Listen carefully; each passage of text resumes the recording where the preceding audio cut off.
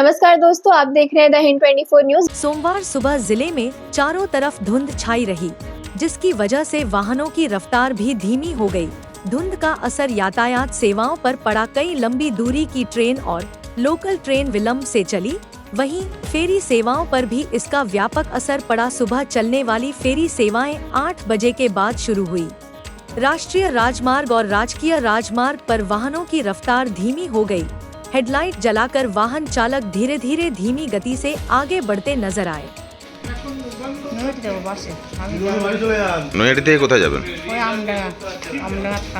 তো এখন তো লঞ্চ বন্ধ, কি করবেন? অপেক্ষা করছেন? অপেক্ষা করছেন? বেলার দিকেই যাবেন? কি নাম আপনার? ऐसे ही तमाम खबरों के लिए जुड़े रहिए द हिंद 24 न्यूज के साथ।